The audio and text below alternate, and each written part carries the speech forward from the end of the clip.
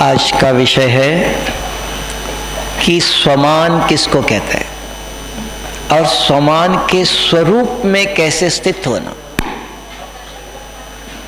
स्वमान, स्वयं आत्मा, आत्मा के मान क्या है, रिस्पेक्ट क्या है। ఈ రోజు విషయం ఏంటంటే స్వమాన్ దాని యొక్క ప్రాక్టికల్ స్వరూపం ఏంటి అన్నది. స్వ అనగా ఆత్మ స్వయం, మరి మాన్ అనగా దాని యొక్క గౌరవం, దాని రెస్పెక్ట్, దాని గౌరవం ఏంటి అన్నది. तो सबसे पहले आत्मा का स्वमान है, मैं आत्मा किसका संतान हूं, सर्वशक्तिवान शुभ बाबा का बच्चा, मास्टर सर्वशक्तिवान हूं. అన్నిటికంటే ముందు మన స్వమాన్ ఏంటి అంటే నేను ఆత్మ, నేను ఎవరి సంతానము, సర్వశక్తివంతుడి సంతానము, మాస్టర్ सर्वशक्तिवान. जैसे राजा का बच्चा राजकुमार, मिनिस्टर का बच्चा मिनिस्टर, मिनिस्टर का बच्चा है, राजा का बच्चा है. तो हम किसके बच्चे हैं, सर्वशक्तिवान शिव बाबा के मास्टर सर्वशक्तिवान है. ఎలా అయితే రాజు కొడుకు అయితే రాజకుమారుడు అని అంటారు. रिपीटेशन, मैं मास्टर सर्वशक्तिवान हूँ, मास्टर सर्वशक्तिवान हूँ, ये करने से कुछ नहीं होगा, ये मंत्र हो गया. जैसे भक्ति में ओम नमः शिवाय, ओम नमः शिवाय, ओम नमः शिवाय कहते थे, तो उससे क्या होगा, मन में जब तक करते हो तब तक अच्छे विचार है. ఎలా అయితే భక్తి మార్గంలో ఒక మంత్రం తీసుకుంటారో దాన్ని ఓం నమ శివాయ, ఓం నమ శివాయ అని జపం చేస్తూ ఉంటారు. అలాగే మనం కూడా నేను మాస్టర్ సర్వశక్తివాన్ ఆత్మను, మాస్టర్ సర్వశక్తివాన్, మాస్టర్ సర్వశక్తివాన్ అని రిపీట్ చేసినంత సమయము బాగానే అనిపిస్తుంది. तो इसलिए जब भी आप सारे दिन में अमृत वेले और योग में बैठकर ये नहीं करना है. योग में आत्मा समझ के शिव बाबा से कनेक्शन जोड़ना है. सारा दिन में कर्म करते हो, खाना बनाते हो, बिजनेस करते हो, गाड़ी चलाते हो, स्नान करते हो, सारा दिन में कर्म करते स्वमान का चिंतन करो. ఉదయాన పూట మనం యోగం చేస్తాము, యోగం చేసినప్పుడు అభ్యాసం చేస్తాము, కానీ రోజంతా కూడా ఏం చేస్తాము, రోజంతా కర్మ చేస్తున్నా, వంట చేస్తున్నా, ఒకవేళ డ్రైవింగ్ చేస్తున్నా, ఏం చేస్తున్నా మనసులో అదే చింతన చేయాలి. तो कैसे, जैसे मास्टर सर्वशक्तिवान, अपने आप से पूछो क्या मेरे पास सर्वशक्तियों की मास्टरी है, अधिकार है. तो सर्वशक्तियां कौन सी, शिव बाबा ने 8 शक्ति आत्मा के बताया. सहन करना, समाना, निर्णय करना, परखना, सहयोग देना, संकीर्ण करना अपने आप को, और सबको पैकअप माना सब वाइंड अप करना, समेटने की शक्ति. तो एक एक शक्ति पूछ लो कि मेरे पास अगर किसी ने गुस्सा किया, क्या मैं सहन कर सकता हूं के साथ. सहन करना माना क्या, फिर प्रश्न आया, भाई जी सहन करना सदा चुप रहना नहीं, सहन करना माना क्या, कहां तक सहन करना चाहिए, कितना सहन करना चाहिए, कित लिमिट तक. तो सहन करना का विधि है. अगर आपके सामने, आपके घर में कोई गुस्सा करता है, 5 मिनट, 10 मिनट, 1 घंटा अगर वो कुछ बोलते हैं, चुप रहो. मुख से नहीं बोलना लेकिन मन से बोलना, शिव बाबा आपने मुझे कहा था कि मैं आपका बच्चा हूं, मैं शांत स्वरूप आत्मा, बाबा ये भी आपका बच्चा है, इसको शांति की शक्ति दे दो. ये काम करना चाहिए, अपने आप सहन करना नहीं, सहन करने के तरीके हैं. ఇప్పుడు ఏ విధంగా మనం సహన శక్తిని ఉపయోగించాలి. ఎవరైనా మీ ఎదురుగా వచ్చి ఒక వరుసగా ఏమైనా అంటూ ఉన్నారనుకోండి, మీరు నోటితో ఏమీ మాట్లాడద్దు, మాట్లాడకుండా మీరు బాబాతో మాట్లాడండి. శివ బాబా, నేను నీ పిల్లవాడిని, నేను శాంత స్వరూప ఆత్మను, ఈ ఆత్మ కూడా నీ పిల్లవాడే, వీళ్ళు కూడా శాంత స్వరూప ఆత్మ అని మనసులో ఆ విధంగా ఆలోచన చెయ్యండి. మీరు ఒక్కరే సహించడం కాదు, బాబాతో చింతన మాట్లాడడము చేయండి. सिर्फ अगर कोई गुस्सा करता है तो वो आप चुप रहते हो नहीं, वो सब आवाज अंदर जाता है, उसका प्रभाव पड़ेगा. इसलिए वो नहीं पढ़ना चाहिए। तब बाबा ने विधि बताया, अगर कोई गुस्सा कुछ गलत बोलता है, गलत व्यवहार करता है, उस समय आपके मन में उनके प्रति शुभ संकल्प निकलना चाहिए। कौन सा शुभ संकल्प? शुभ बाबा, ये आपका बच्चा है, आपने मुझे कहा गुस्सा नहीं करो, ये आपका बच्चा है, इसको आप बताओ, इसको आप शांति की शक्ति दे दो। उस समय उस आत्मा के प्रति शुभ संकल्प करना चाहिए। అంటే ఏదైనా విషయం ఆ విధంగా మీ ముందు ఎవరైనా వచ్చి ఏమైనా ఉల్టా ఫుల్టా మాట్లాడుతున్నారు చేస్తున్నారు అనుకోండి, మీరు మాట్లాడకుండా ఊరికేనే ఉన్నారనుకోండి, మళ్ళీ దాని ఒత్తిడి మీ మీద వస్తుంది. అలా కాకుండా మీరు అప్పుడు చింతన చేయండి, శివబాబా ఈ ఆత్మ కూడా నీ పిల్లవాడు అని అని చెప్పేసి ఆ విధంగా ఆలోచించినట్లయితే మీ మీద ఒత్తిడి ఉండదు అని. उसके साथ साथ अगर 5 मिनट 10 मिनट 1 घंटा किसी ने आपके पर गुस्सा किया, 1 घंटा 2 घंटा, अभी नहीं, शाम को, नहीं तो कल, चुप रहना नहीं, सहन नहीं करना है, उस समय चुप रहो। 1 घंटे के बाद अगर वो मिले तो बात करना, आप क्यों गुस्सा कर रहे थे, क्या हुआ? 1 घंटे के बाद नहीं, 1 दिन के बाद मिला, जाके उनको पूछ लो, कल आप इतने जोर से बोल रहे थे क्यों? तो वो बताएगा कि आपने ऐसे किया। जो आपको स्पष्टीकरण देना है वो 1 मिनट के बाद, 1 घंटे के बाद, 1 दिन के बाद जब दोबारा मिला तो आप अपनी बात जरूर रखो। ऐसे नहीं दब करके चलो, अपने को मारना नहीं। Do not suppress your self. हम सहन करना मीन सप्रेस करते हैं तो वो बीमारी हो जाएंगे। सप्रेस नहीं करो। 1 मिनट के बाद, 1 घंटे के बाद जब वो दोबारा मिला, गुस्सा करके चला गया, अगर गुस्सा करने के बाद पति चला गया, दूसरे दिन आएगा, शाम को आएगा, तब जरूर बात करो और अपनी बात स्पष्ट करना जरूर। అంటే ఏదైనా ఆ విధంగా విషయం వచ్చినప్పుడు ఎవరైనా మిమ్మల్ని చాలా మాట్లాడినారు చేశారు అయిపోయింది, అప్పుడు మీరు ఏం మాట్లాడకుండా ఉన్నారు, అలాగ మిమ్మల్ని మీరు లోపల అణిచిపెట్టుకోమని కాదు, కానీ ఆ సమయంలో ఊరుకోండి. వీళ్ళు కూడా నీ పిల్లవాడు బాబా, వీళ్ళు కూడా శాంత స్వరూపాత్మ అని అలా శుభ భావనలు ఇవ్వండి. అయితే 1 గంట తర్వాతనో, 1 పూట తర్వాతనో, 1 రోజు తర్వాతనో వాళ్ళను దగ్గర వెళ్ళి మీరు మాట్లాడండి. మీరు ఇందాక ఎందుకు ఆ విధంగా కోపంగా మాట్లాడారు అడిగితే వాళ్ళు చెప్తారు కదా.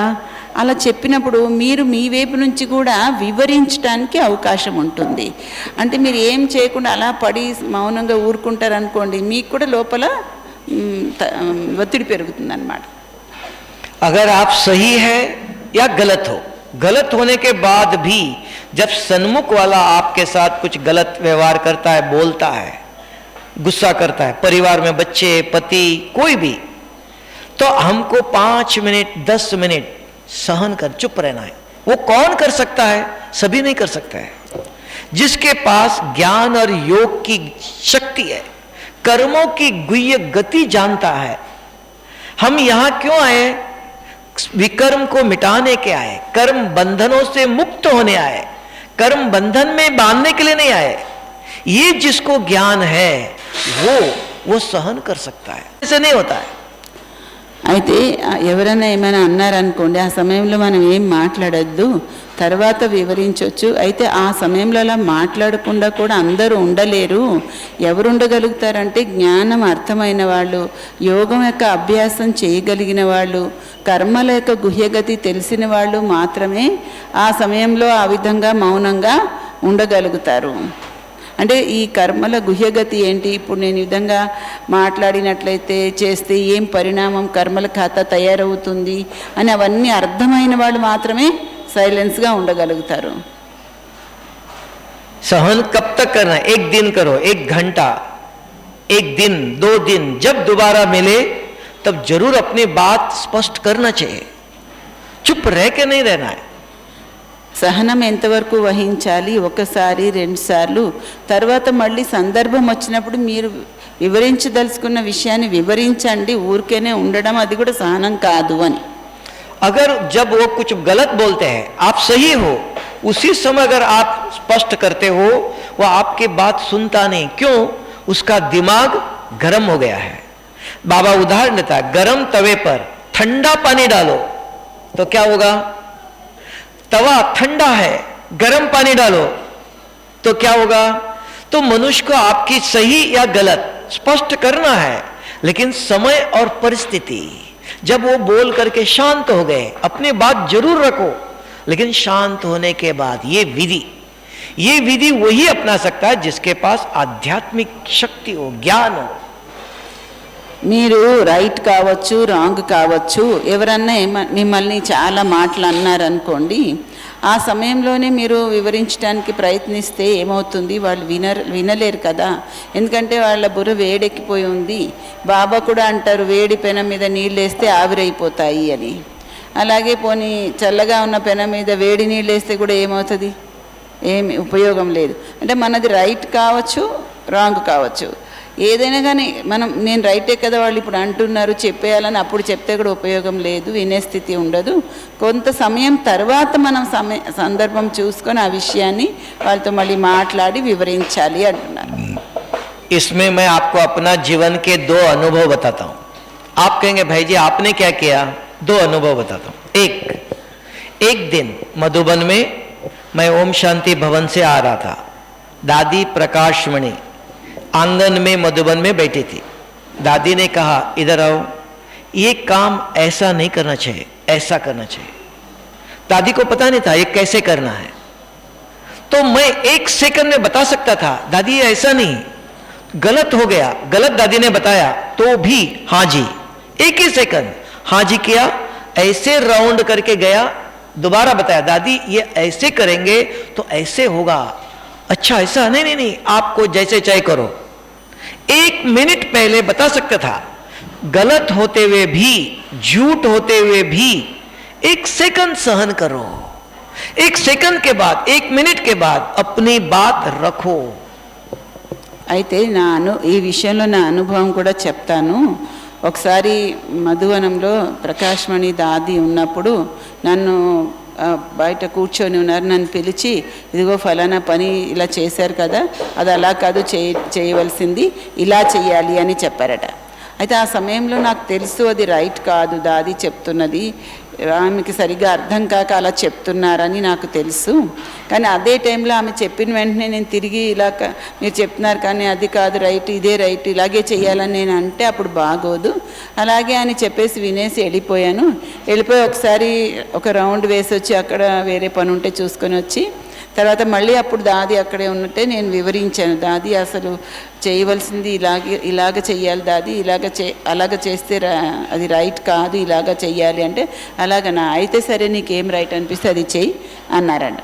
అంటే ఒక క్షణం నేను ఆ సహనం వహించడం వల్ల ఎదుటి వాళ్ళకు కూడా నేను చెప్పేది వినే స్థితి వచ్చింది కదా అని. इसको बाबा कहता है, दुनिया में भी लोग कहते हैं व्यक्ति और परिस्थिति. व्यक्ति कौन? बड़ा व्यक्ति है, माँ है, बाप है, कुछ गलत बोलते हैं. परिस्थिति कैसे है?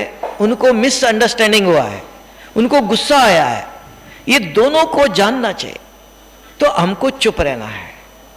बड़ा व्यक्ति किसी की बात को काटना नहीं चाहिए. वो गलत भी बोलते हैं, झूठ भी बोलते हैं, बदनाम भी करते हैं, तो भी समझ है हमको कि मुझे हिसाब किताब बनाना नहीं, उनको परिवर्तन करना, उनको समझाना है, लेकिन समय और परिस्थिति देखकर. అయితే లౌకికంలో కూడా చెప్తారు, ఏదైనా విషయాన్ని మనము వివరించాలి అన్నప్పుడు సమయము, పరిస్థితి, వ్యక్తుల్ని చూసి మనం ఆ ప్రయత్నం చేయాలి. ఇప్పుడు పరిస్థితి ఆ విధంగా అనుకూలంగా లేదనుకోండి, ఆ సమయంలోనే విషయాన్ని సరిదిద్దడానికి వెళ్ళకూడదు. ఇప్పుడు వ్యక్తి చాలా పెద్దవాళ్ళు అనుకోండి, వాళ్ళకి వెంటనే వివరించడానికి ప్రయత్నించకూడదు. వాళ్ళు చెప్తున్నది రైట్ కాకపోవచ్చు, అబద్ధమే కావచ్చు, నిందే కావచ్చు, అయితే కూడా వాళ్ళు ఆ సమయంలో మనం వెంటనే వాళ్ళని అనడం కానీ వివరించడం కానీ రైట్ కాదు. కొంత సమయం తీసుకొని ఆ సమయంలో మనం సహనం వహించి ఆ తర్వాత చెప్పినట్లయితే అది ఉపయోగపడుతుంది అని. इसी के साथ और एक अनुभव बताता हूँ. व्यक्ति और परिस्थिति, 2 परिस्थिति ऐसी होती है.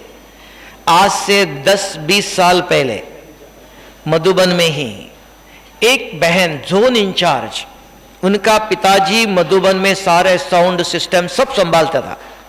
उनको लगता था ये मधुबन हमारा है, पूरा समझते मेरा अधिकार है मधुबन पर। तो वो बहन को कुछ टीचर को कुछ चीज चाहिए थी मधुबन में, तो मुझे उन्होंने कहा भाई जी मुझे ये चीज चाहिए। तो मैंने कहा बहन जी वो मेरे पास नहीं इनके पास है, मैं उनको बताता हूं वो आपको दे देगा।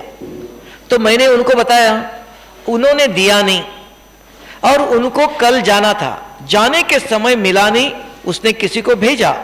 मैंने कहा बहन जी मेरे पास नहीं, मैंने उनको बोला है, अगर उसने नहीं दिया मैं क्या करूं। तो वो आई और मेरे सामने 5-10 मिनट बहुत जोर से गुस्सा करने लगे। मैं हंसता रह गया, बहन जी मेरी क्या गलती है, मेरे पास होता था मैं अब भी देता था, मैंने उनको कहा उसने नहीं दिया तो मैं क्या करूं, मैं हंसता रह गया। वो गुस्सा करके गई।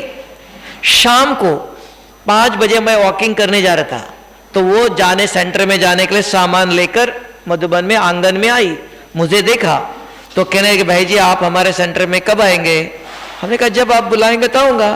सबसे ज्यादा भट्टी करने के लिए मधुबन से उसी जोन में गया हूं मैं, सबसे ज्यादा। बाबा कहता है अपने आचरण से सिखाओ, गुणों से उनको परिवर्तन करना, उनको रियलाइज कराना है कि आपने जो किया वो गलत। मैं बोला नहीं कुछ, तो कैसे परिवर्तन करना है, आप सहन करना है, उनको रियलाइज होगा।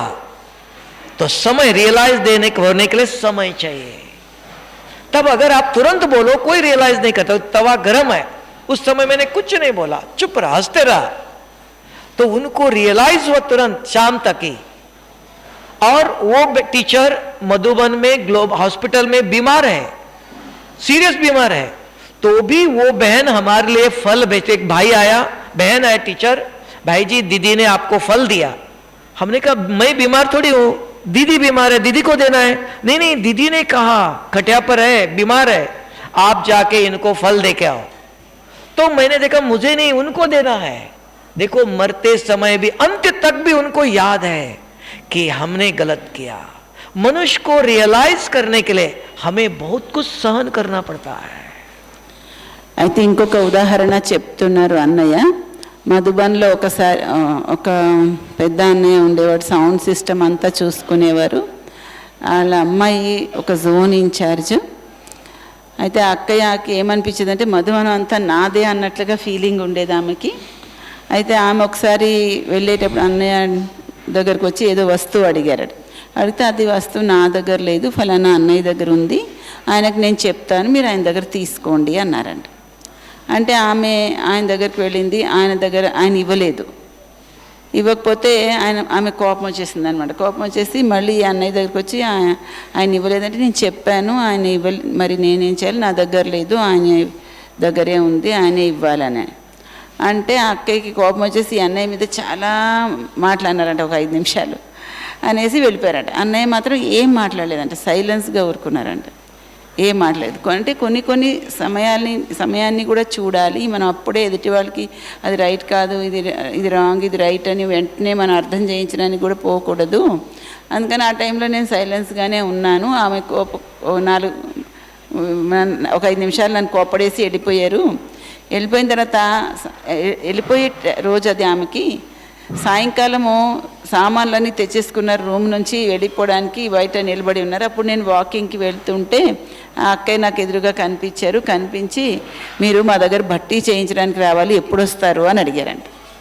ఎప్పుడు వస్తారు అంటే మీరు ఎప్పుడు పిలిస్తే అప్పుడు వస్తాను అన్నారట. నేను ఇన్ని రోజులలో ఎక్కువగా బట్టీలు చేయడానికి ఆ అక్కయ్య జోన్లోనే వెళ్ళాను అంటున్నారు. ఎందుకంటే ఆ అక్కయ్యకి రియలైజ్ అయింది నేను సైలెన్స్గా ఉండడం వల్ల తను చేసింది పొరపాటని. ఈ మధ్య అక్కయ్య హాస్పిటల్లో ఆరోగ్యం బాగలేక ఉంటే కూడాను వాళ్ళు ఎవరో చిన్న అక్కయ్యతో నా కోసమని ఒక కవర్లో వేసి ఫ్రూట్స్ పంపించారు. ఆ అక్కయ్య పట్టుకొని వస్తే నాకెందుకు, దీదీకి బాగలేదు ఆమెకి నేను పంపించాలి, ఆమె నాకెందుకు పంపించారు అంటే లేదు దీదీ మీకోసం ఇమ్మన్నారు అని. అంటే ఆమె చనిపోయే స్టేజ్లో కూడా నన్ను మర్చిపోలేదు, ఎందుకంటే నేను సహనం వహించాను కాబట్టి అని. तो सहन कहाँ, कैसे, किस विधि, व्यक्ति परिस्थिति को देख के सहन करने की बहुत है, ऐसे समाने की 8 एक शक्ति है। शिव बाबा ने कहा सर्व शक्तियां, मास्टर होना चाहिए, उसके ऊपर मालिक, मास्टर माना क्या, मालिक, अधिकारी। बाबा ने कहा सर्व शक्तियों के अधिकारी बनो। समाने की दूसरी ले लो, संसार में, घर में, परिवार में बहुत बाबा के बच्चों में कोई गुस्सा करता है, कोई गलत करता है, तो बहुत कुछ होता है। तो देखते हुए भी, सुनते हुए भी औरों को नहीं सुनाना है, समाना है। సహనం కూడా ఎక్కడ ఏ విధంగా ఎంతవరకు అన్నది మనం కూడా అర్థం చేసుకోవాలి. అదేవిధంగా ఇముడ్చుకునే శక్తి, ఇది మన పరివారం. మనం పరివారంలో ఉన్నాం, ఉంటూ కూడా, వింటూ కూడా, చూస్తూ కూడా ఏ విషయం కూడా ఎక్కడ ఎవరితోనూ మాట్లాడకూడదు. तो समाने के एक एक शक्ति ले लो। समाना कहां तक? हमने देखा गलत कर रहा है कोई, बाबा के बच्चे, निमित्त बच्चे, अनन्य बच्चे, टीचर, कोई भी हो, गलत कर रहे हैं, झूठ बोलते हैं, हाँ बोलते नहीं, ऐसे नहीं, गलत हो रहा है, तो भी देखते हुए भी, सुनते हुए भी समाना है। इसके लिए बाबा ने 1978 एंड 79 2 साल तक मुरली चलाई। बच्चे समाना कहां, कैसे? कि परिवार में कोई कुछ गलत करता है, हम चुप बैठे, कहेंगे आप, बाबा ने 4 सॉल्यूशन दिया है। అయితే ఇముడ్చుకునే శక్తి కూడా ఏ విధంగా ఉండాలి అంటే, మన ఎవరైనా అనన్యమైన వాళ్ళు, ఎవరైనా టీచర్ 76 77 2 साल की मुरली, ఎవరి వల్లన ఏమైనా పొరపాట్లు జరగవచ్చు, ఏమైనా తేడా రావచ్చు, అక్కడ కూడా మనం చూస్తూ కూడా ఇముడ్చుకోవాలి, మాట్లాడకూడదు. అయితే బాబా కూడా, అవ్యక్త బాబా కూడా 1976 77 ఈ 2 సంవత్సరాలు అవ్యక్త మురళీలలో బాబా ఇముడ్చుకునే శక్తి గురించే చెప్పారు. మీరు నోట్ చేసుకొని తర్వాత చదువుకోవచ్చు. 76 77 ఈ 2 సంవత్సరాలు అవ్యక్త మురళీలలో ఇముడ్చుకునే శక్తి అంటే ఏంటి, ఇముడ్చుకునే శక్తి ఎన్ని రకాలుగా ఉంటుంది, ఎంతవరకు, ఎక్కడ, ఏంటి అన్న వివరాలన్నీ చెప్పారు. तो आप कहेंगे ब्राह्मण परिवार में कोई गलत करता है, देखा आपने? तो बाबा ने पूछा कि बच्चे, आपको बाबा ने वॉचमैन बनाया? అయితే బాబా అన్నారంట, మీరు ఎవరైనా బ్రాహ్మణ్ పరివారంలో పొరపాటు చేస్తున్నారు, మీరు చూస్తున్నారు అనుకోండి, దాని గురించి బాబా అన్నారంట, బాబా आपको राजा बनाया, వాచ్మెన్ గా చేశారా, బాబా మిమ్మల్ని రాజుగా చేశారు కదా అన్నారంట. वॉचमैन नहीं बनाया। नहीं बाबा, हमारे परिवार में कोई गलत कर रहा है, हाँ बच्चे गलत कर रहे हैं, माँ बाप है, एक परमधाम में रहता है, एक सूक्ष्म वतन में रहता है, किसको बताए? बाबा ने पूछा, 4 सॉल्यूशन दिया है। माँ बाप को बताओ, माँ बाप कहाँ है? परमधाम में एक है, एक सूक्ष्म वतन में, किसको बताए? फिर बाबा ने कहा निमित्त टीचर को बताओ। नहीं, टीचर भी उनके साथ मिली हुई है। फिर चौथा बाबा ने बताया कि आप अगर उनको ठीक कर सकते हो, आप ठीक कर सकते हो, अगर उसने गलत किया आप ठीक कर सकते हो? पूछा, अगर कर सकते हो उसकी विधि बताया। क्या विधि? पहले उसके पास जाओ, भाई जी उसकी महिमा करो, भाई जी आप बहुत अच्छे, रोज क्लास करते हो, योग करते हो, बहुत अच्छा, महिमा करो। फिर भाई जी कल आप उधर उनके सामने इतने जोर से बोल रहे थे, गुस्सा कर रहे थे आप, भाई जी मुझे याद नहीं था, सॉरी, दोबारा नहीं करूंगा। अगर वो सॉफ्ट नेचर का है तो बोलेगा सॉरी। अगर वो कठोर व्यक्ति है तो मैंने गुस्सा किया, आपने क्यों देखा, आपको किसने कहा देखने के लिए, ऐसे भी बोलेगा। दोनों सुनने के लिए तैयार रहो, तब परिवर्तन किसको बताओ, नहीं तो आपको चुप रहना है, सहन करना है। माँ बाप को, बाबा है, बाबा के कमरे में जाओ, बाबा को बताओ, माँ बाप को बताओ, आप कुछ नहीं करो। अगर आप कुछ करना चाहते हो उसकी विधि बताया, पहले उनकी महिमा करो अच्छी तरह से, फिर उनको अपने बताओ, बहन जी आपके कपड़े पर काला लगा, मैं साफ करूं? नहीं नहीं नहीं, मैं करती हूं। अगर के मेरे कपड़े काले हो गए, आपने क्यों देखा, ऐसा भी बोलेंगे। ये दोनों सहन करने की शक्ति भी चाहिए, विधि बाबा बताता है। అయితే బాబా ఏమంటారంటే, మీరు వాళ్ళు ఇలా పొరపాటుగా చేస్తున్నారు, అలా చేస్తున్నారు అని అంటే, నేను వాచ్మెన్గా చేయలేదు కదా, నేను రాజుగా చేశాను కదా, నువ్వు ఆ పని ఎందుకు చేస్తున్నావు అంటారంట. లేదు బాబా, మరి అలా చేస్తుంటే బాగోదు కదా అంటే, అయితే నువ్వు సరి చేయగలను అని నీకు అనిపిస్తే దానికి ఒక పద్ధతి ఉంది. అసలైతే మాతా పిత ఉన్నారు చూసుకోవడానికి. మాతా పిత ఎక్కడున్నారు? ఒక బాబా పరంధాంలో ఉన్నారు, ఒక బాబా సూక్ష్మలోకంలో ఉన్నారు అంటారట. అయితే మరి నిమిత్తంగా ఉన్న వాళ్ళు ఉన్నారు కదా, నిమిత్తమైన వాళ్ళు ఉన్నారు కదా అంటే నిమిత్తమైన వాళ్ళు కూడా వాళ్ళని సమర్థిస్తున్నారు అంటారంట. అయితే నువ్వు సరి చేయగలుగుతానని నీకు అనిపిస్తుందా? అనిపిస్తే దానికి ఒక పద్ధతి చెప్తాను. ముందు ఎవరిలో అయితే పొరపాటు ఉందని నీకు అనిపిస్తుందో వాళ్ళ దగ్గర వెళ్ళి ముందు వాళ్ళలో ఉండే చాలా విశేష గుణాలు ఏమున్నాయి అన్నీ చూసి వాళ్ళ మహిమ చేయండి. ముందు వాళ్ళలో ఉండే విశేష గుణాల గురించి వర్ణన చేయండి, వివరించండి. తర్వాత చిన్నగా వాళ్ళలో ఏదైతే మీరు లోపమని అనుకుంటున్నారో అది చెప్పండి. నిన్న మీరు ఈ విధంగా మాట్లాడారు కదా, అలా మాట్లాడకుండా ఉంటే బాగుండేది, అది మంచిగా అనిపించలేదు అని ఒక సున్నితంగా చెప్పండి. చెప్తే దాని పరిణామాలు రెండు రకాలుగానూ ఉండొచ్చు. ఎవరైనా సున్నితమైన వాళ్ళైతే నిజమే కదా, నేను అలా నేను అలా చేయకుండా ఉండవలసిందే అని వాళ్ళు రిసీవ్ చేసుకుంటారు. చాలా కఠోరమైన వాళ్ళు అనుకోండి, సరే నేను అలా చేశాను, నీకు అదే పని నన్ను చూడమేనా అని కూడా ఎవరన్నా అనొచ్చు.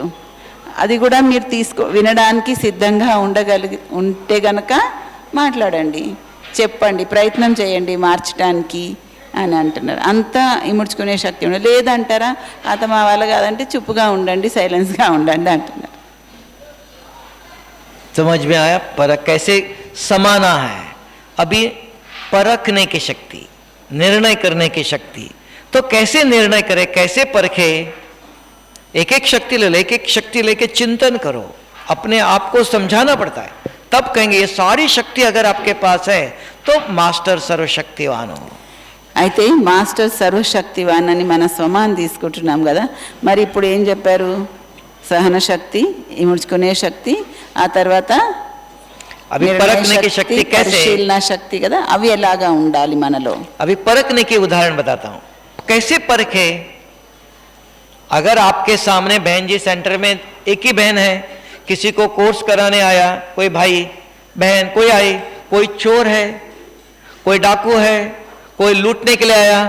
सीता कौन थी? साधारण नारी तो नहीं थी ना, श्री राम की धर्मपत्नी थी. उनको पता नहीं चला ये रावण है कि साधु है. हमें कैसे पता चलेगा ये भाई अच्छा है कि गलत है? कोई अच्छी तरह से बात करता है, कोई बाबा के बच्चे कहते हैं आपको, बाबा के बच्चे हो, भाई जी मेरी वाइफ बीमार है, बच्चे बीमार है, मुझे 1 लाख रुपए दे दो, कल देता हूं. आप कहेंगे दे दो, बाबा के बच्चे हैं, वो कल देता नहीं है, तो आपके मन में व्यर्थ विकल्प चलेंगे ना, लड़ाई झगड़ा होगा, कोर्ट में जाएंगे. तो कैसे परखे ये सही व्यक्ति है गलत व्यक्ति है? పరిశీలన శక్తి కూడా ఉండాలి కదా. ఇప్పుడు సెంటర్లో అక్కయ్యలు ఉంటారు, ఎవరైనా కోర్స్కి వస్తారు, వాళ్ళు ఎవరు, ఏంటి, వాళ్ళ అభిప్రాయం, ఏ ఉద్దేశంతో వచ్చారు అన్నది తెలుసుకోవాలి కదా. సీత అయితే స్వయాన శ్రీరాముడికి ధర్మపత్ని అయినా కూడా తన ఎదురుగా వచ్చింది రావణాసుడా లేకపోతే బ్రాహ్మణుడా ఏంటన్నది తెలుసుకోలేకపోయింది కదా.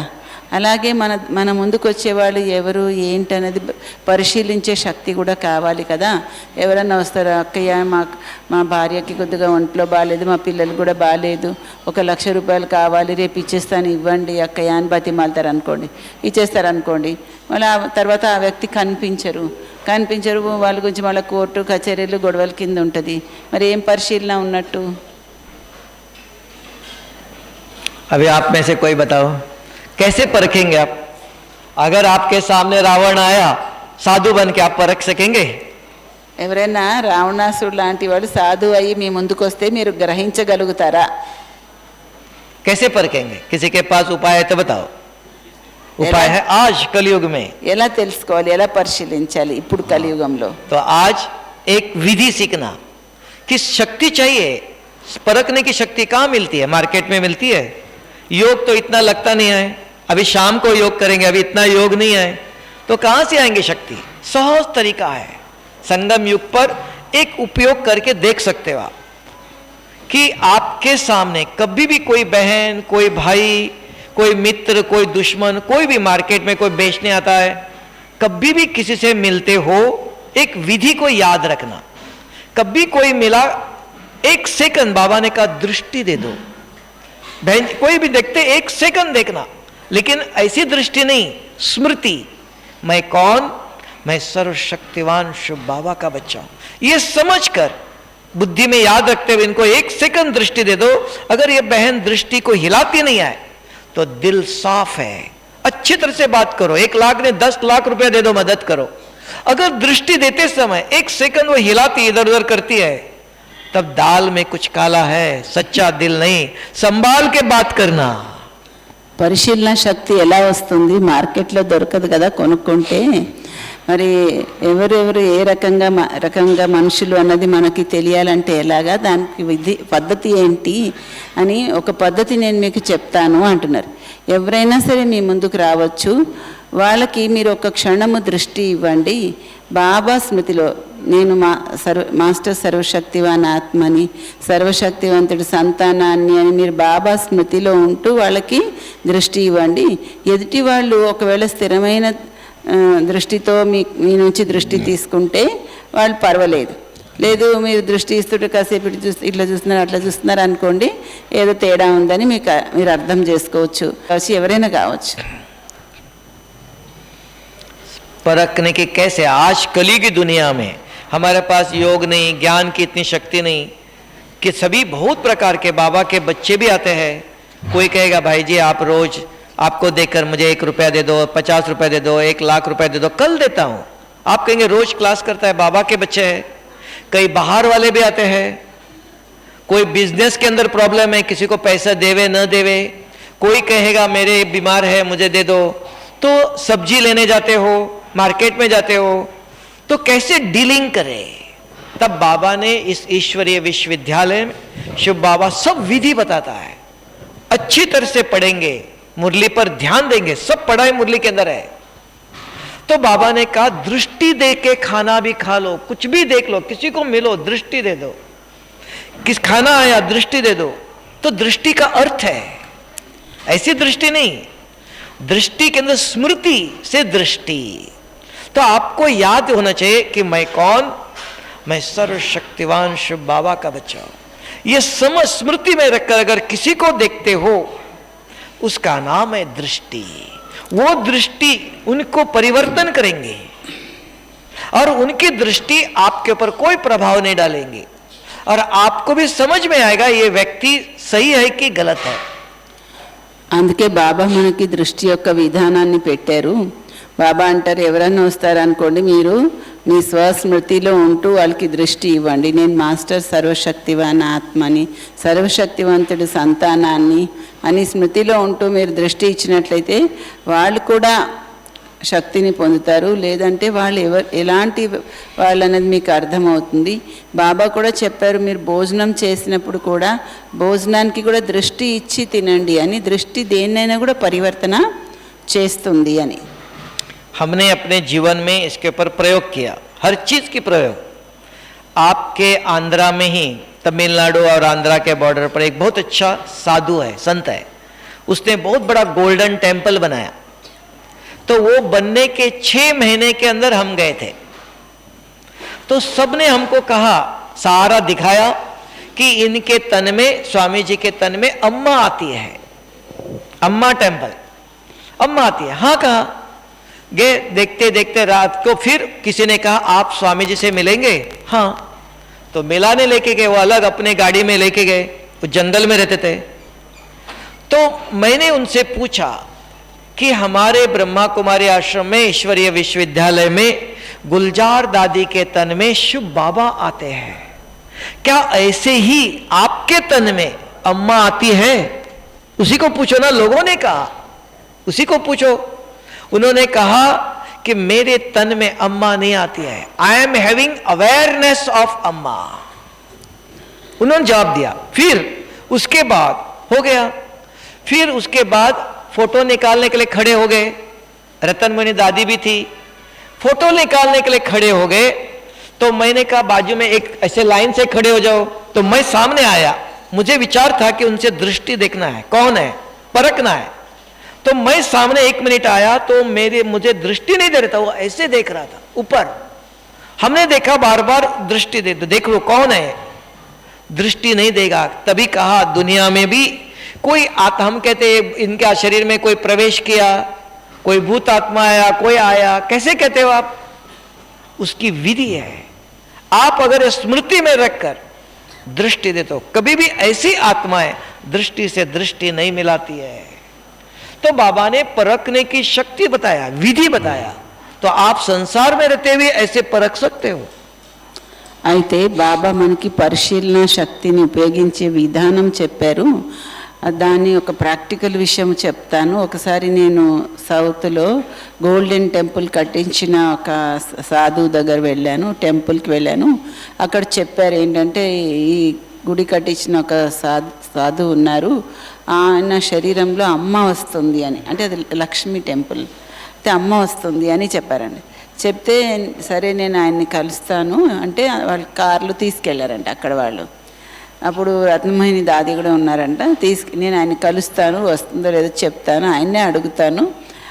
మా దగ్గర గుల్జార్ దాది శరీరంలో శివ పరమాత్మ వస్తారు, మీలో అమ్మ వస్తుందా అని అడుగుతాను అని చెప్పి వెళ్ళారట. వెళితే అప్పుడు అడిగారట. అడిగితే ఆయన చెప్పారంట డైరెక్ట్గా, నాలో అమ్మ రాదు, నేను ఆమె స్మృతిలో ఉంటాను, ఆ స్మృతి నేను నిరంతరం నిలుపుకోవడానికి శ్రద్ధ పెట్టుకుంటాను అని చెప్పారంట. అయితే ఆ తర్వాత ఫోటో తీసుకుందామని అందరూ లైన్లో నిలబడమని అంటున్నప్పుడు ఒకసారి రామ్నాథ్ భాయ్ ఆయన ఎదురుగా, కరెక్ట్గా ఎదురెదురుగా వచ్చారంట. వచ్చినప్పుడు ఆయనకి దృష్టి ఇస్తున్నారంట అన్నయ్య. దృష్టి ఇస్తుంటే ఆయన అస్సలు అన్నయ్య వైపు సూటిగా చూడట్లేదంట. అటు అలా పైకి కిందకి అలా చూస్తున్నారంట, కానీ అన్నయ్య ఆయనకే దృష్టి ఇస్తుంటే కూడా చూడట్లేదు. అలా ఆయన చూడట్లేదు అంటే అర్థం ఏంటి? ఆయనలో అమ్మ కాదు వస్తుంది, ఏదో ఒకటి భ్రమించే ఆత్మ వస్తుంది. మంచిగా శుద్ధమైన ఆత్మ, శ్రేష్టమైన స్థితి ఉన్న ఆత్మ అయితే ఎందుకు చూడదు? డైరెక్ట్గా చూడాలి కదా దృష్టి ఇచ్చినప్పుడు. అలా మీరు బాబా మనకి విధానం చెప్పారు. మీరు ఎవరి వైపైనా కూడా ఏమైనా తేడా లేదు, మురికి లేదు, కల్పషం లేదు, కపటం లేదన్న వాళ్ళు మనం దృష్టి ఇస్తే డైరెక్ట్గా చూస్తారు, తేడా ఉంటే చూడరు. అది పరిశీలనకి విధానం. एक एक शक्ति की एक एक विधि है. सिर्फ ऐसे मैं मास्टर सर्वशक्तिवान ऐसे नहीं बनते हैं. एक एक शक्ति लो, सहन करने की, समाने की, निर्णय करने की, परखने की, सामना करने की. सामना भी करना है, सहयोग भी देना है, और पावर टू पैकअप माना सब संकीर्ण भी करना है, समेटना भी है. कैसे? हर एक एक शक्ति का अनुभव चाहिए जीवन में. तो हमारे जीवन में अगर परिस्थिति आई तो मुझे कैसे करना चाहिए?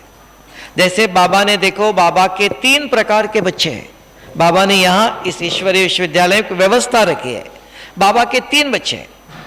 एक बच्चा है आके योग में बैठता है, आत्मा समझ के, बाबा ने विधि बताया, आत्मा समझ के शिव बाबा को याद करता है. फिर आप पूछेंगे भाई जी ये योग में गीत क्यों बजता है? योग बाबा से करना है ना, कि गीत से योग लगाना है?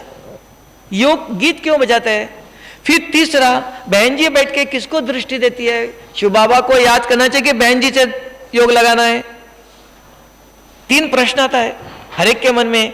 हम दृष्टि लेते इधर ही बैठे कि योग बाबा को याद करे कि गीत सुने? बाबा के 3 बच्चे हैं. एक बच्चा है, उसको विधि पता है, बताया पहले 7 डेज कोर्स में. वो आके बैठता है, आत्मा समझ के शिव बाबा को याद करता है. नंबर 1. नंबर 2 भी बैठा है, वो इधर बैठ के क्या करता है?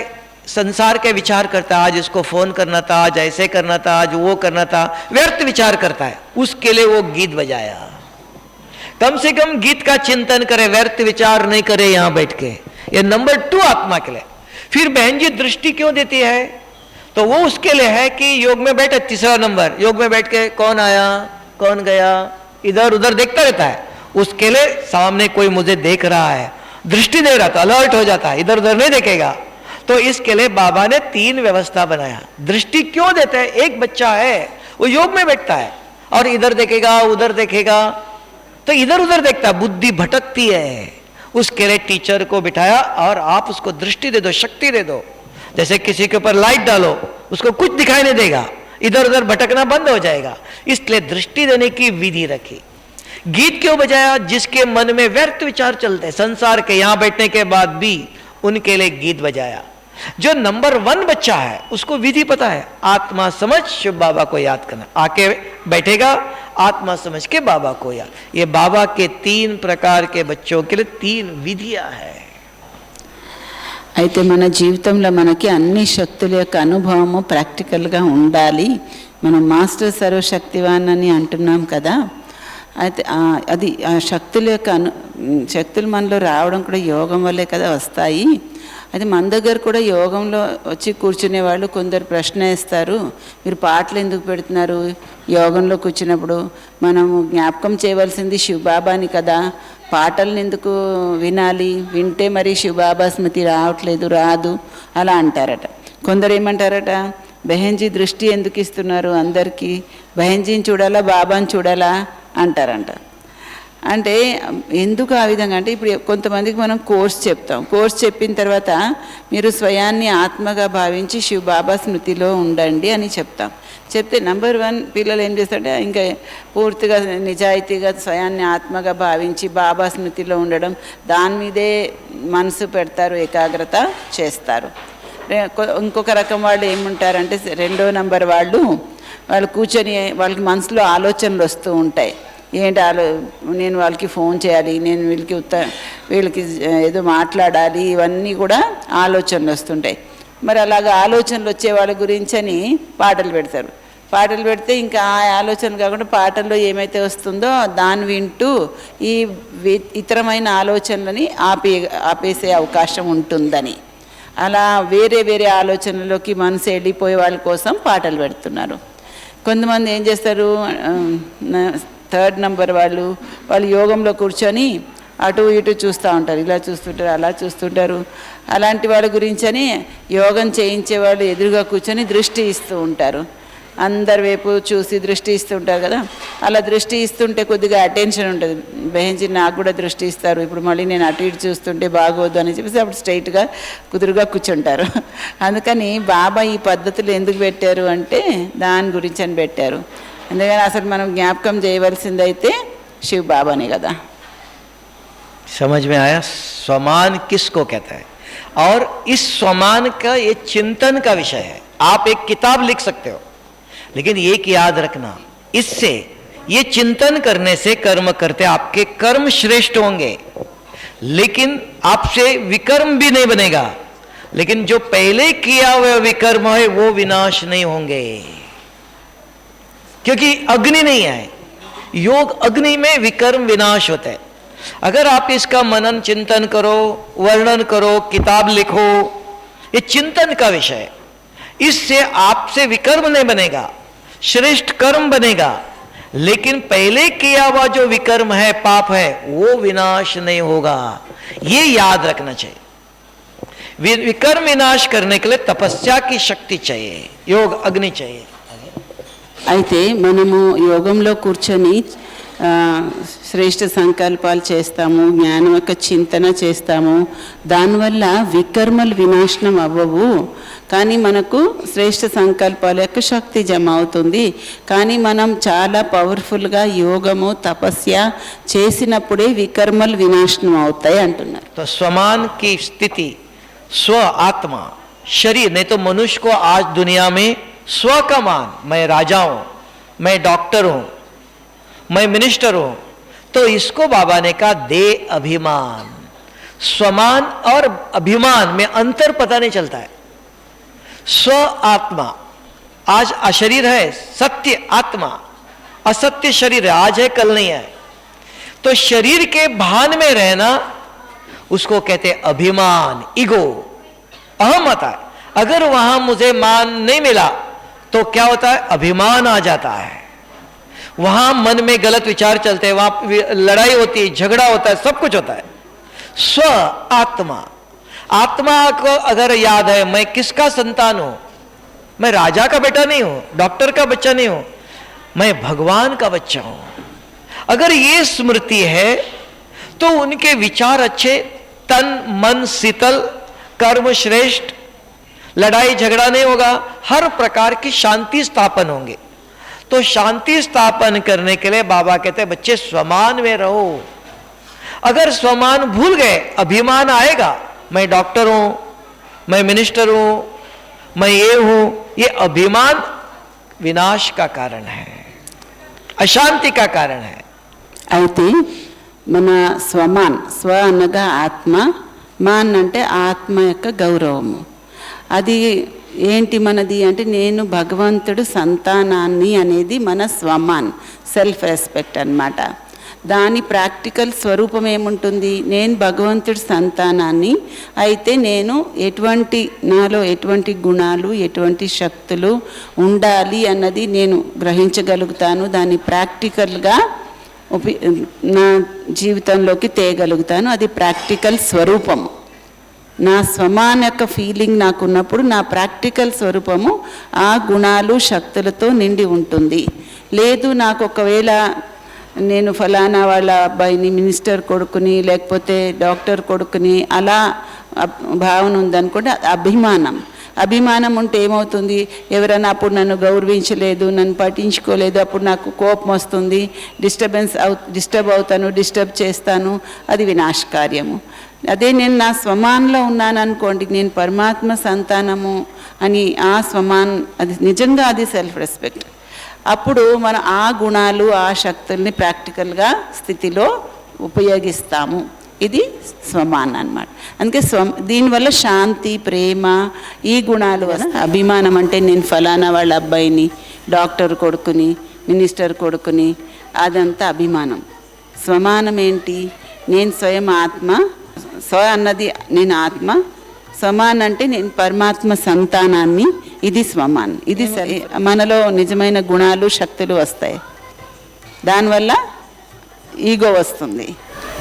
स्वमान का और एक बात याद रखना चाहिए कि कर्म करते समय जैसे भाई माताएं सफेद कपड़े पहने, सफेद कपड़े पहन के खाना बनाते हो, मैं किसका बच्चा हूं?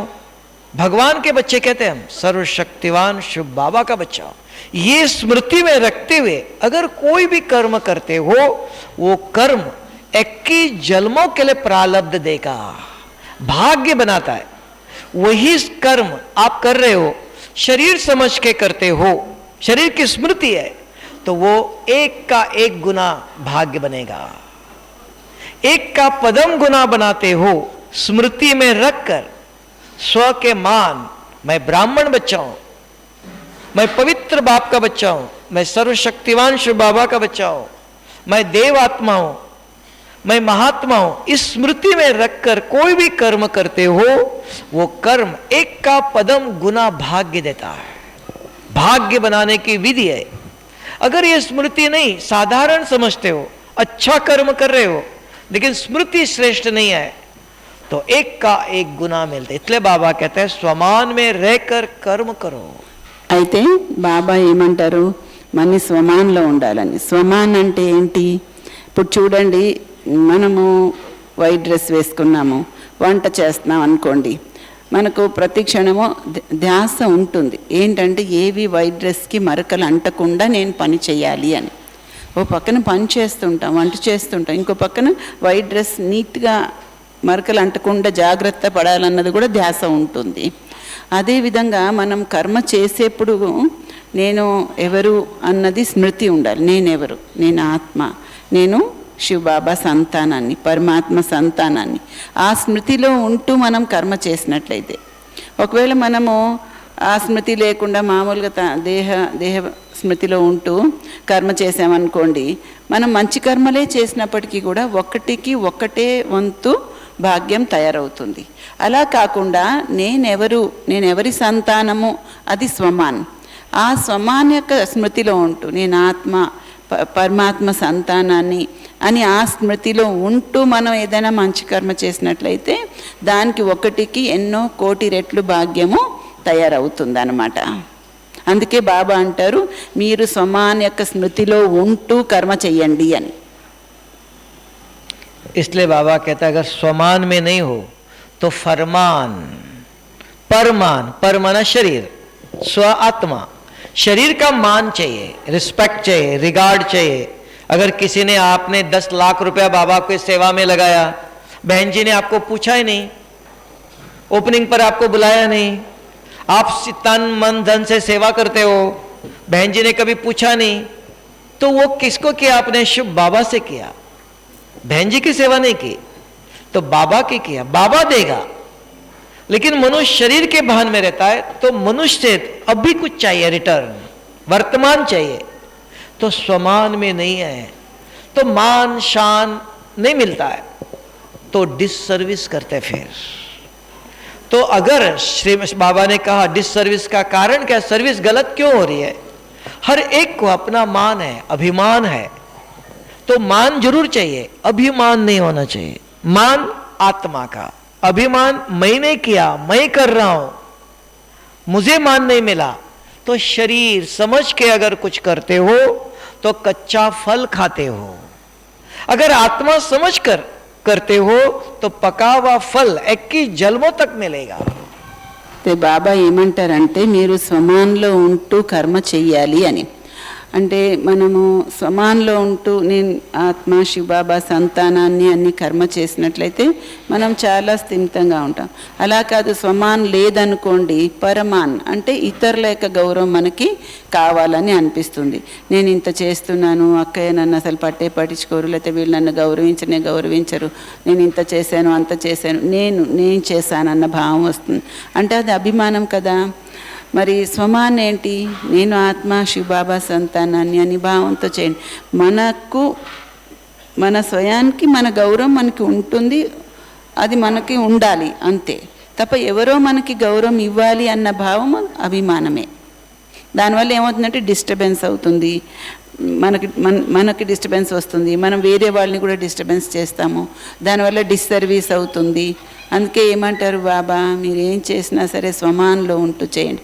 నేను చేశాను అనేది స్వమాన్ కాదు, అభిమానం అని. और स्वमान में अगर रहते हो, उसकी निशानियां अपने, अगर जिसके अंदर ये याद है मैं कौन, मेरा स्वमान में रहते हो, उसके जीवन में सदा निर्माण, निर्मलता, स्वच्छ निर्माणता होंगी, अभिमान में नहीं होंगे, अपमान नहीं आएगा। ये निशानी है, उसको किसी से कुछ नहीं चाहिए। अगर आप चाहते हो, मैं आपको एक उदाहरण बताऊं लास्ट में, निर्माण और स्वमान में रहने वाला व्यक्ति कोई है बाबा के यज्ञ में? कोई है? बताओ। బాబా యజ్ఞంలో స్వమాన్లో ఉండే వ్యక్తి ఎవరైనా ఉన్నారా చెప్పండి అని అడుగుతున్నారు. అభిమాన్ कौन? ब्रह्मा बाबा। बाबा तो अभी आज, हाँ आज आप देख सकते हो ना। स्वमान में कौन? एक भाई, देखना आप कि अब किसी को पता नहीं, एक भाई आज से 25 साल पहले 2 केजी किन्नू माना पता है? जो फल खाते हो, संतरा और मौसमी, किन्नू करके एक फल मिलता है, संतरा मौसमी जैसा, येलो कलर, रेड गुलाबी कलर, ऑरेंज जैसा। तो वो 2 किलो ले आया था। पहले वो गंगानगर में बनता है राजस्थान में, और कहीं नहीं होता है, विदेश का बनाया, बीज यहां डाल करके गंगानगर में राजस्थान में बनता है। वो 2 किलो लेके आया था, तो दादी को दिया। दादी ने कहा ये फल खाने वाला है कि क्या है, कभी देखा नहीं, ये कौन सा फल है, किसने लाया? तो उसको बुलाया। दादी ने कहा ये क्या है? दादी एक किन्नू है, इंग्लिश में, हिंदी में कहते हैं माल्टा।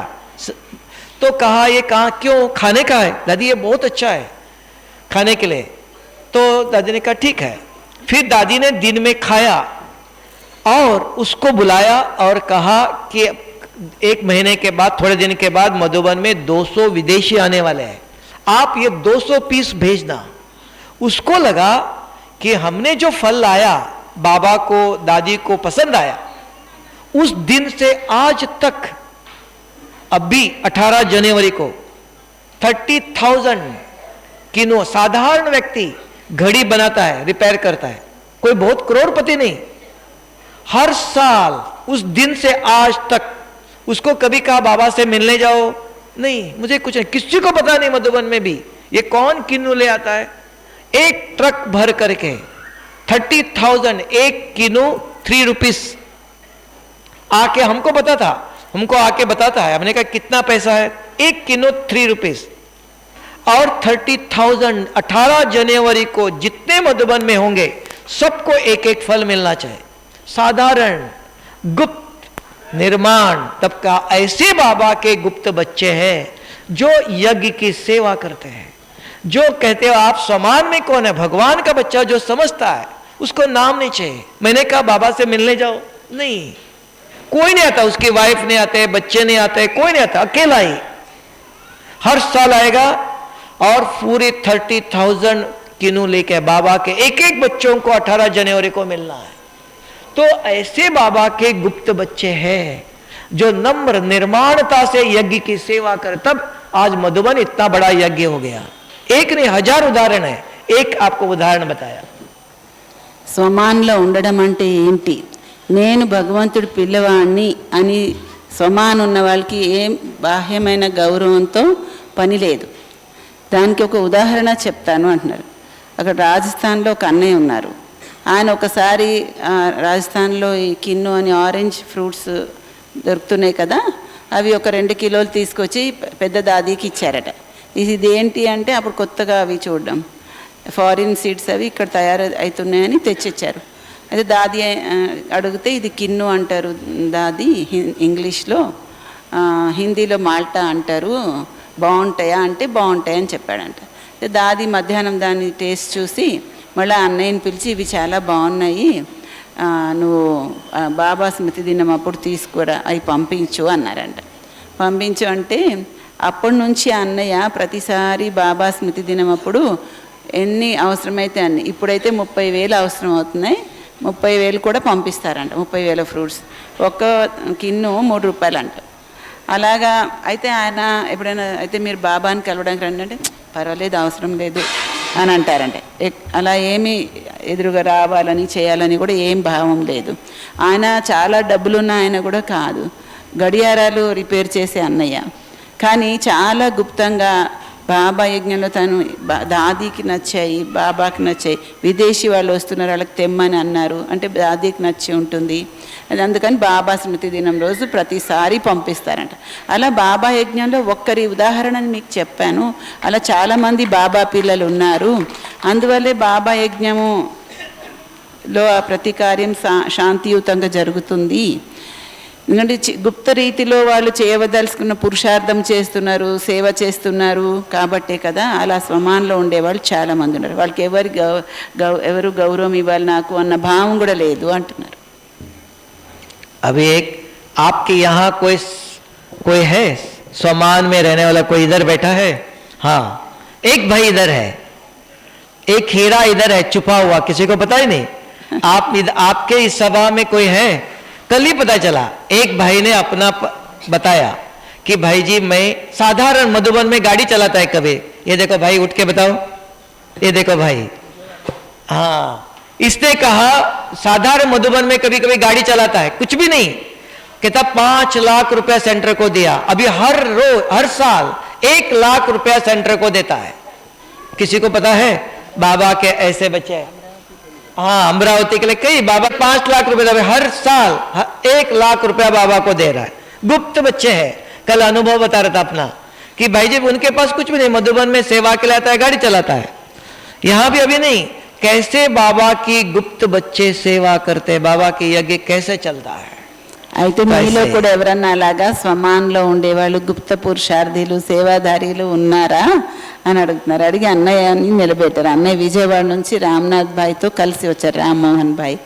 అయితే అన్నయ్య నిన్న చెప్తున్నారండి ఏంటంటే ఇప్పుడు అమరావతి తయారవుతుంది కదా అక్కడ ట్రైనింగ్ సెంటరు, అక్కడ అన్నయ్య తను ఏం లేదు డ్రైవింగ్ చేస్తారు అంతే, వేరే చాలా చాలా ఏం లేదు ఆయన దగ్గర.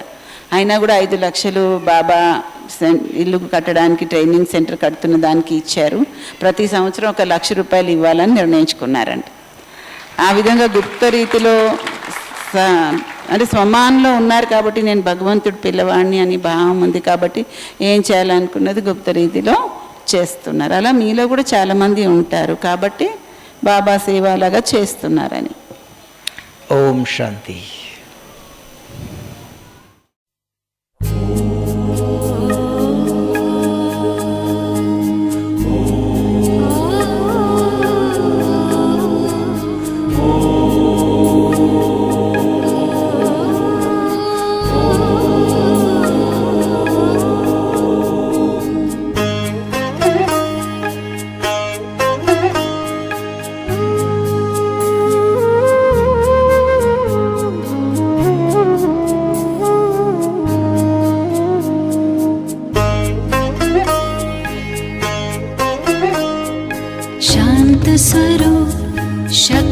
स्वरूप प्रेम स्वरूप मैं आत्मा हूँ।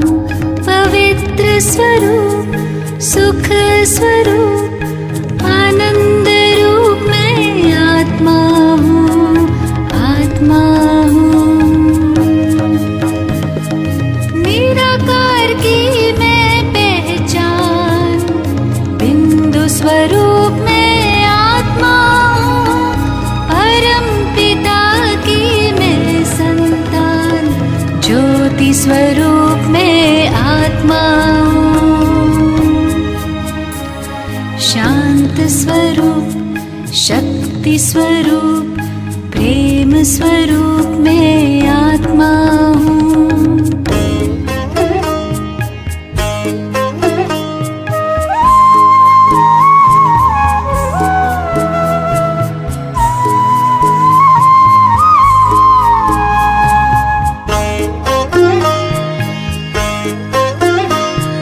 दीप में जैसे ज्योति है, सीप में जैसे मोती है, अंबर में जैसे तारे, फूलों में खुशबू होती है। भ्रिकुटी बीच में विराजमान रूप अनूप में आत्मा हूँ। परम पिता की मैं संतान ज्योति स्वरूप मैं आत्मा हूँ। शांत स्वरूप शक्ति स्वरूप प्रेम स्वरूप मैं आत्मा हूँ।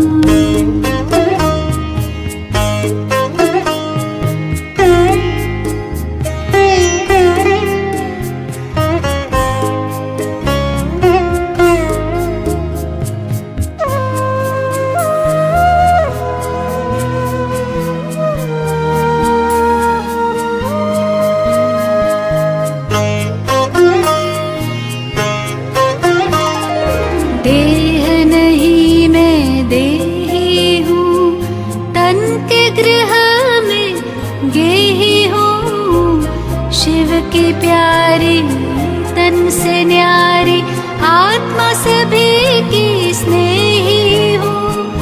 दिव्य गुणों की मैं हूँ खान, दिव्य स्वरूप में आत्मा हूँ। परम पिता की मैं संतान ज्योति स्वरूप में आत्मा हूँ। शांत स्वरूप शक्ति स्वरूप प्रेम स्वरूप में आत्मा हूँ।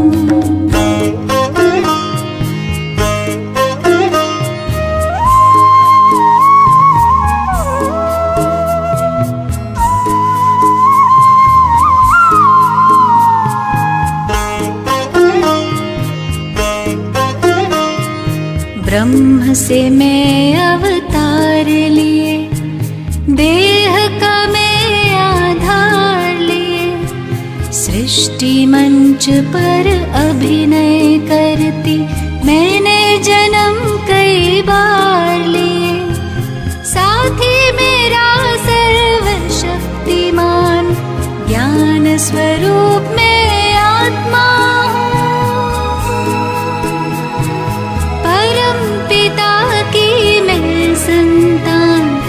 ज्योति स्वरूप में आत्मा हूँ।